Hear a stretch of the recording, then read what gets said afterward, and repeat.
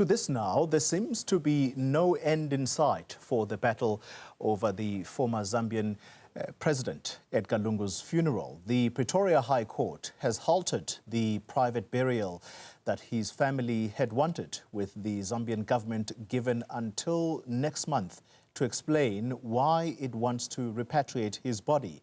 Zambia's Foreign Minister Mulambo Haimbe talks to us now from the capital, Lusaka. Minister, good evening to you. Thank you very much for your time. Can I start with what's led to this fallout between the late president's family and the Zambian government? Thank you, Collier, and thank you very much for allowing us this opportunity to put our voice across as government on this unfortunate situation that we find ourselves in as Zambia as a whole.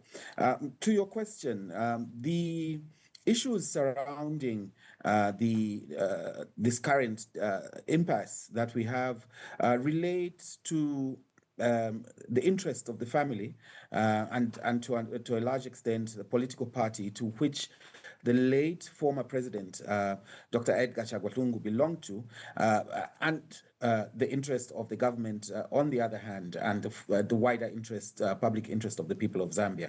I think in a nutshell, that's how to put it. And keeping in mind that there is an active court process, so we are bound by the rules of sub judice, and so we'll keep our discussion with that in mind. Yeah. Why is it important for the Zambian government to bury the late former president in Zambia as opposed to South Africa? And what do you make of the South African government's posture here? And that's simply to say it is obliged legally to respect the wishes of the family of former President Edgar Lungu. Thank you again, Collie.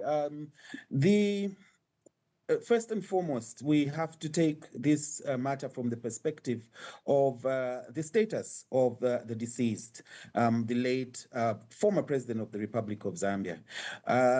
This is the primary driver for the position that government has taken, not as an institution, as an executive, as it were, but rather as the key representative of the interests of the people of Zambia. I think that is what must be understood from the outset. And it must also be understood that as a former president, there is precedent in our country of 5 other former presidents or serving presidents of the Republic of Zambia that have passed on and who have been put to rest with the decorum that they deserve. And this is not only a position of practice, it's also enshrined in our laws. But very, very importantly, the courts in the Republic of Zambia have had to answer this question as to the status of a deceased former head of state. In the case of our first Republican president, President Kenneth Kaunda, whose family also put across their interest and their views that the late president be buried in a location other than the presidential burial site, which is Embassy Park in Lusaka. This matter actually went to court in the case of the People versus Secretary to the Cabinet, ex parte Kaweche Kaunda. And the court, in a nutshell, made a decision that the public interest overrides the family interests when it comes to a former president. And ultimately, rather than being buried at the location that the family preferred, which they said was the preference also of the late former president, he ended up being buried at Embassy Park. So it is a matter of not the interest of President Hakainde Hichilema as has been posited by some of our colleagues out there, or nor is it a matter only of government as they put it as an institution, but the wider interest of the people of the Republic of Zambia. And there are also many practical aspects to this question. Yeah. The question begs whether or not, for instance, the majority of Zambians will be able to pay their last respects to their former president in the event that he is buried in the wonderful country of South Africa. Obviously, that is not going to be possible. There is also the question as to, from a practical perspective, the dignitaries, foreign heads of state that might want to attend the final resting ceremony for their counterpart, their colleague who has passed on, will the South African government be in a position to invite them? Quite clearly, the answer to that question is no. Will the family take over a government function and be the ones to invite these dignitaries and heads of state and pay and attend to the necessary courtesies for such an occurrence? The answer to that question is no. It leaves it to a formal function of government. So there are those practical aspects as well, aside from what I had mentioned earlier. All right, two quick questions before we end the conversation, Minister, and I'd ask you to please be short. Why is the president, Hakainde Hichilema, why is it important for him to view the remains of the late president? Because that has come through in the court hearing that we saw this week. Well, I don't think that necessarily we're talking about one aspect of his attendance being a challenge. It's not only the physical aspect of viewing, which is part of the ceremonial processes that are undertaken in the burial of citizens in Zambia. So where there is body viewing permitted by, of course, the circumstances, it is only natural that as part of the mourners, the president will equally body view. But I think the bigger challenge here that seems to be coming to the fore is that there are certain processes that the family prefer the head of state not to be part of or to undertake. For instance, receiving the body formally at the airport upon the arrival of the mortal remains. That seems to be a challenge. And our position as government is we are saying the head of state is Commander-in-Chief of the Armed Forces, and this process is one that is one of military honors. And so it follows naturally, and as head of state in any event, that he should participate. Yeah.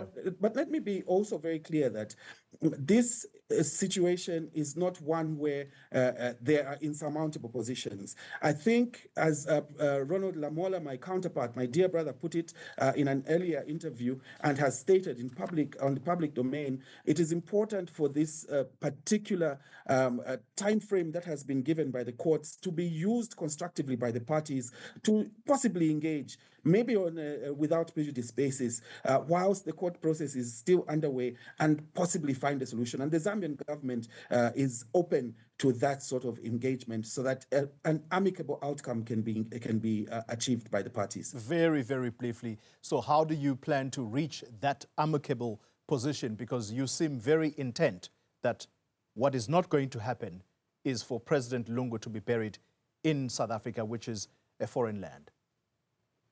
I think, Colin, we need to be very clear as to what the intent of government is, and I will try to be very brief. It's not necessarily that we want to stop this process. We need to have the impasse, the standoff resolved one way or the other. And one of those is through a court of competent jurisdiction, which is what has been done now. A third party can speak to the issues and determine what the outcome ought to be. That is assuming that the two parties don't take this opportunity to sit down and resolve the matter. In the event that the court then says that the law and the positions put forward by the party are such that it could be either way, the burial should take place in Zambia, it should be respected by all stakeholders. Likewise, if the court then arrives at a decision that South Africa will be the burial place, then we would have discharged our duty, Koli, to the people of Zambia who want us to ensure that all these matters are dealt with. So we're looking at a neutral arbiter that will determine this question. And once that question is determined, either way, we as the government of the Republic of Zambia will respect the decision of the court. And let me also conclude by saying that it's not that we do not respect the wishes of the family. No. The issue here is that there are different interests at play, and some of those representing 20 million people in the Republic of Zambia. Those interests have to be considered. Whilst we commiserate and we mourn and we feel the pain of the family, unfortunately, there are bigger,